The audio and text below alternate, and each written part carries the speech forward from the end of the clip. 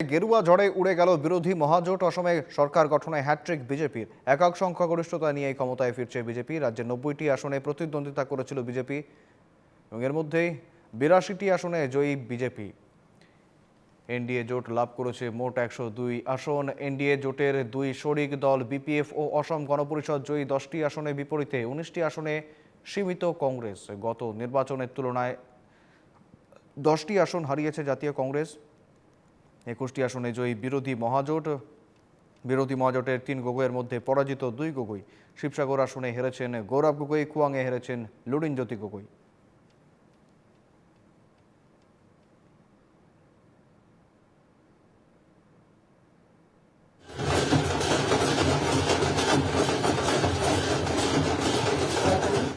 আৰু ইয়াৰ মিত্ৰ দল এক ঐতিহাসিক বিজয়ৰ ফালে আগবাঢ়িছে।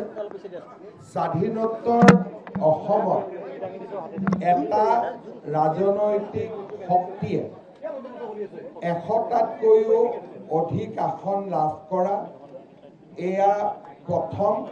আৰু এক প্ৰকাৰ এনডিএ আৰু বিজেপিয়ে আজি এক অসমৰ ৰাজনীতিত নতুন ইতিহাস ৰচনা কৰিলে। মই ভাৰতীয় জনতা পাৰ্টি আৰু আমাৰ মিত্ৰ দলৰ হৈ অসমবাসী ৰাইজক আমাৰ কৃতজ্ঞতা আগবঢ়াইছোঁ।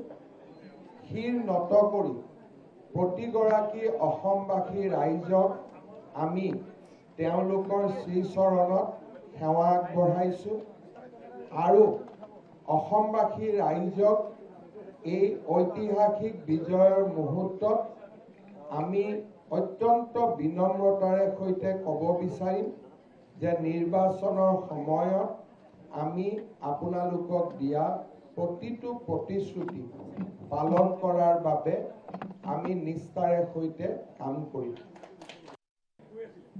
মই আগতে কৈছিলোঁ যে ৩ গগৈ এই শব্দটোৱে আমাৰ জাতিটোক দ্বিখণ্ডিত কৰাৰ এক প্ৰকাৰ ষড়যন্ত্ৰ আছিলে। অসমৰ ৰাজনীতিত কেতিয়াও উপাধি, জাতি আৰু বৰ্ণলৈ ৰাজনীতি হোৱা নাছিল। লোকপ্ৰিয় গোপীনাথ বৰদলৈৰ পৰা সৰ্বানন্দ সোণোৱাললৈকে এই দীঘলীয়া ৰাজনৈতিক ইতিহাসত উপাধিৰে সৈতে ৰাজনীতি কৰিব বিচৰা এয়া এক প্ৰকাৰ আমি নজনা নুশুনা এক প্ৰচেষ্টা আছিল।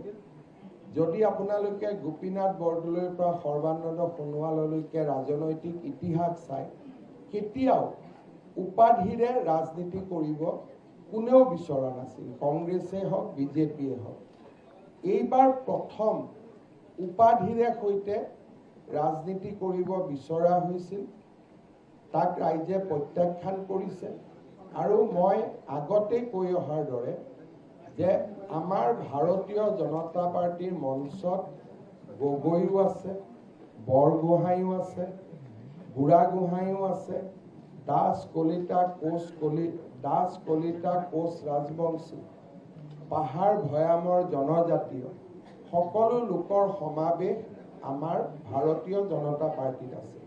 সেইকাৰণে আমি বৰাকৰ পৰা পাহাৰলৈ, নামনিৰ পৰা উজনিলৈ, মধ্য অসমৰ পৰা আমি সমগ্ৰ ভূখণ্ডত আমি শক্তিশালীভাৱে জয়লাভ কৰিবলৈ সক্ষম হৈছিলোঁ।